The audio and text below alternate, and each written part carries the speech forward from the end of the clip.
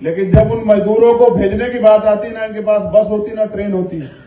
इनका एक ही एजेंडा है कि हमारे इस प्यारे भारत को, हमारे अपने मुल्क को, जिसकी मिट्टी में हम लोग पैदा हुए हैं, जिस धरती पे क्रांतिकारियों ने जन्म लिया, शहीद आजम सरदार भगत सिंह, शहीद आजम सरदार उधम सिंह, उस धरती पे पैदा होने वाले क्रांतिकारियों को पैदा होने से पहले कुचल दिया जाए, वो इस लायक ही ना बने। लेकिन सरकार ये नहीं जानती कि जब जब अन्याय बढ़ता है तो अन्याय के खिलाफ बगावती तेवर और बगावत भी तैयार होती है। और ये भारत की भूमि इस बात का इतिहास रखती है कि जब जब कोई तानाशाह हुआ है, उसको जवाब देने के लिए इस देश की मिट्टी में पैदा हुए लोगों ने क्रांति की मशाल उठाई है, उसको जवाब दिया। महंगाई बढ़ रही है, बेरोजगारी बढ़ रही है, सरकारी सिस्टम खत्म किया जा रहा है। अभी सगीर जी कह रहे थे कि एयरपोर्ट भेज दिए। सरकार उनकी है तो भाई वो जिन चीजों से गरीबों को, कमजोरों को, मजलूमों को, किसानों को फायदा हो, उनके बच्चों को फायदा हो, सरकारी स्कूल खत्म किए जा रहे हैं, तो उनको बेचेगी नहीं तो आपकी तरक्की के रास्ते क्यों खुलने देगी बताइए। वो तो ये चाहते हैं कि भारत पहले जैसा भारत हो जाए। कैसा भारत? जिस भारत में किसान, कमेरे वर्ग के लोग सांस लेने के लिए भी किसी से पूछें या उनको कोई अधिकार ना हो। तमाम तरह की कुप्रथाएं थी, विधवा विवाह, सती प्रथा, पहले नाबालिग बच्चों की शादियां होती थी। तमाम तरह की कुप्रथाओं के खिलाफ लगातार आंदोलन चले और बदली, लेकिन संघर्ष अभी खत्म नहीं हुआ। मैं आप जो नौजवान साथी यहां बैठे, मैं आपकी धार की, आपकी क्षमता की तो प्रशंसा करता हूं, लेकिन वहीं मैं आपके अनुशासन पे ये भी कहता हूं कि अगर आप अनुशासित नहीं है तो आप कोई लक्ष्य प्राप्त नहीं कर सकते। मैं अम्बेडकरवादियों की हौसले की तो दाद देता हूं, लेकिन मैं ये भी समझता हूं कि जब कोई सगीर साहब यहां बोले तो उनको टोकने का मतलब नहीं बनता है। उनको अपनी पूरी बात कहने की आजादी होनी चाहिए। आपको कोई गलत सही लगता है तो उसमें परिवर्तन करा लो। मैं इस बार मंच से एक और ऐलान करता हूं कि वो सिर्फ नाम बदल रहे हैं। नाम बदलने से मुल्क हमारा नहीं बदल जाता। अपने मुल्क के खिलाफ उठी हुई एक किसी भी आवाज को दबाने की हिम्मत हम लोग रखते हैं। बीमार में के लोग, ऐसी गलती कोई ना करे। ये हमारा मुल्क है, इसकी तरक्की के लिए, इसको मजबूत बना के रखने के लिए आज फिर क्रांतिकारियों की जरूरत है। मैं जैन जी से अक्सर कहता रहता हूं कि अगर आप तैयार होकर आगे बढ़ें तो इस देश का फिर किसान कमेरा आपको वहीं ले जाकर बिठाएगा जहां, देखो, सरकार बनती है, सरकार बदल जाती है, लेकिन नीयत का फेल। सरकारें तो आज भी हैं और लोगों ने बनाई है चुन के। ये जो जयंती का प्रोग्राम है, ये मेरा प्रोग्राम नहीं था।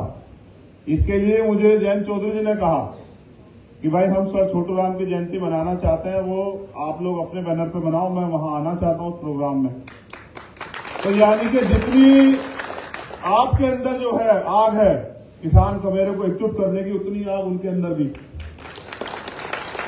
वो इस बात को और इस दर्द को, आपको याद है जब पाली की घटना हुई, वो उदयपुर मेरे साथ आए। मैंने नहीं कहा उनसे कि चलो, उन्होंने मुझसे कहा यार राजस्थान में बड़ा अन्याय है, मैं भी चलना चाहता हूं। तो मैं समझता हूं कि वो आपके दर्द को समझते हैं और वो चाहते हैं किसान का मेरा एकजुट होकर इस लड़ाई को लड़े और वो इस लड़ाई को और आगे मजबूत करें। मुझे इस बात की खुशी है कि उनके पास खतौली का इलेक्शन है, उनका मान सम्मान भी वहां दांव पे लगा हुआ क्योंकि वो उनका गृह क्षेत्र है, लेकिन फिर भी वो आपके सम्मान में यहां उपस्थित है। तो इससे यह स्पष्ट होता है कि राजनीति से अलग हटके भी वो इस एकता के लिए कितने जो है अंदर से जो है चिंतित है कि ये एकता किसी तरह से बन जाए। इसलिए मैं राजस्थान के साथियों से भी अपील करता हूं, जैसा मनोज भाई ने कहा कि गठजोड़ एक अजीब तरह की व्यवस्था है, इसको निभाना एक उससे भी बड़ी ताकत है। जिनके अंदर धैर्य नहीं वो इसको नहीं निभा सकते। हमारे अंदर बहुत धैर्य। आप याद करोगे तो आप पाओगे कि पहले भी सब छोटूराम और बाबा साहब अम्बेडकर एक मंच पे खड़े होकर एक दूसरे की ताकत को समझ के इस देश के कमजोर वंचित तबकों के लिए अधिकार मिल जाए इस लड़ाई को लड़ रहे। अगर आज भी नहीं तो मैं कहता हूं इतिहास आपको दूसरा मौका नहीं देगा। आज आपके पास झंडा भी है, डंडा भी है, नेता भी है, संघर्ष करने का मादा भी है, संविधान ने अवसर भी दिया। लेकिन जिस तरह की नीति रीति पे भारतीय जनता पार्टी की सरकार केंद्र में बैठ के काम कर रही है, मुझे लगता है कि हो सकता है 2024 के बाद आप पे ये मौका भी ना बचे। मैं आपको पूरी जिम्मेदारी से कह रहा हूं कि सरकार आईपीसी में भी बदलाव कर रही है और सरकार और तमाम तरह के प्रावधान कर रहे हैं। कल कोई अधिकारी रिटायर होता है, वो एक ही दिन बाद जो है इलेक्शन कमीशन के जो है चुनाव आयुक्त बन जाते हैं। यह स्पष्ट करता है कि उनका अंतिम एजेंडा सरकारी एजेंसियों का दुरुपयोग करना और सरकारी एजेंसियों के द्वारा किसी भी तरह से अपने हित को लागू कराना है। आज देश बचाने की लड़ाई, इस देश बचाने की लड़ाई में हमें एक दूसरे के हाथ पकड़ने चाहिए। अपनी नाराजगी और सब चीजें हमारी सरकार के प्रति है, अधिकारों के लिए जातियों में बांट के हमें कमजोर किया गया है। इसके पीछे लक्ष्य यही है। फिर मैं कह रहा हूं कि ये वर्ग एकजुट ना हो।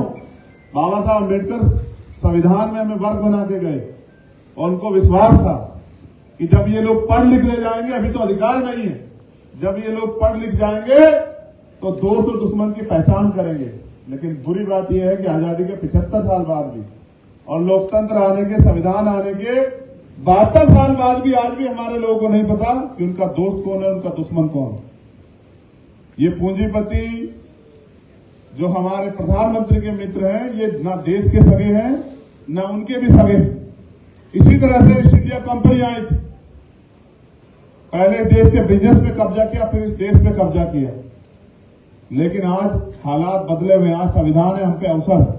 जो नौजवान यहां खड़ा होकर बड़े गर्व से जय जैन जय चंद्रशेखर का नारा लगा रहा है, जो नौजवान यहां बैठकर जय भीम जय सर छोटूराम का नारा लगा रहा है, वो यहां की बजाय अगर फील्ड में भी जाके इतनी ताकत से नारा लगाएगा और गांव गांव में जाके, क्योंकि गांव ही तो है जो हमें जोड़ता है, गांव ही तो है जो देश की रीढ़, गांव ही तो है जहां अभी भी समाज कुछ बचा हुआ है। अगर उस गांव में जाके इस एकता को बनाने का काम करेगा तो मैं गारंटी से कहता हूं कि राजस्थान में भी परिवर्तन होगा।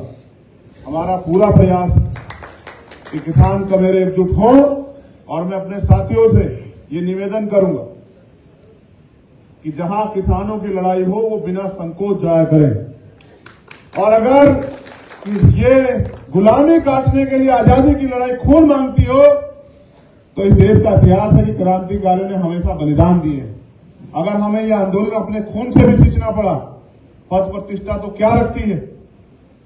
अगर ये आंदोलन हमें अपनी इस एकता को, इस भारत की जो है, जो इसको गुलामी की तरफ धकेला जा रहा है, इस गुलामी से बचाने के लिए अपने देश को, अगर हमें अपने इस आंदोलन को खून से भी सींचना पड़ा तो हम लोग पीछे नहीं हटेंगे। मुझे राजस्थान पे गर्व, मैं जब अभी सुन रहा था, हमारी बहन यहां बैठी है, वो बता रही थी सर छोटूराम जी के बारे में कि किस तरह से उन्होंने वंचित वर्ग के तबकों के साथ होने वाले अन्याय पे आंदोलन किए, स्पेशली दलितों के लिए सर छोटूराम जी ने आंदोलन किए। हमारे साथी मेघवाल जी बता रहे थे कि उन्होंने पंजाब, जब ये मुल्तान जो आज पाकिस्तान में, जब ये भारत हुआ करता था, भारत का हिस्सा हुआ करता था, तो मुल्तान में जाके जो है, जो दलितों के साथ शोषण होता था उसके खिलाफ आंदोलन किए।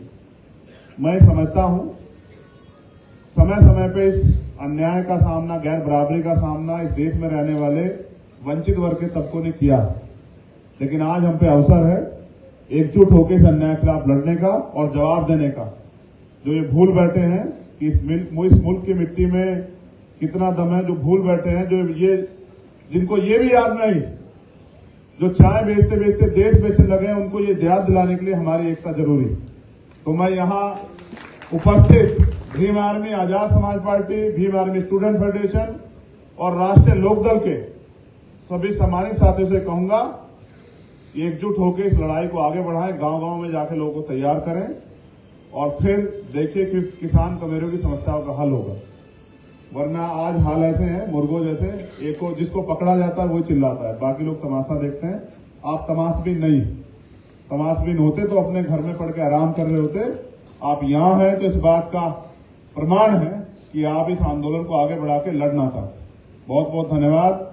जय भीम, जय भारत, जय मंडल, जय जोहार, जय संविधान। आप सभी के लिए पुनः मंगल कामनाएं और इस अच्छे आयोजन के लिए भीम आर्मी स्टूडेंट फेडरेशन की पूरी टीम को हार्दिक बधाई। बहुत बहुत धन्यवाद।